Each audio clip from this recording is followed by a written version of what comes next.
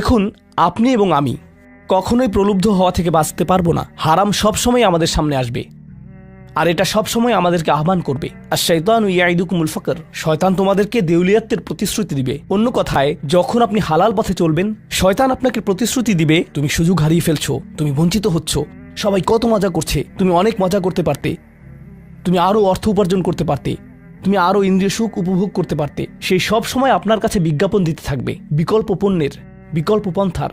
নিজের কামনাকে চরিতার্থ করার কিছু যায় আসে না যে কতটুকু কোরআন মুখস্থ করেছেন, কিছুই যায় আসে না যে কি পরিমাণ তাহাজ্জুদ আপনি পড়েছেন। এগুলো কোনোটাতেই আসে যায় না। শয়তান থামবে না। দিন শেষে আপনি তো একজন মানুষই।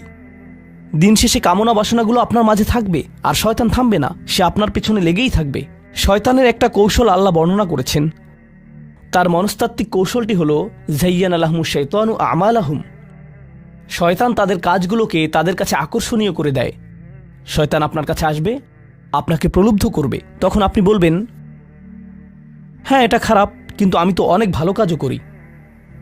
হ্যাঁ আমি এলোমেলো কাজ করছি, কিন্তু আমি তো নামাজও পড়ছি। আর আমি তো কাফেরও না, তো সমস্যার কিছু নেই। আর এইবার করেই আমি থেমে যাব। এমন না যে আমি এটা করতেই থাকবো, শুধু একবারই করব।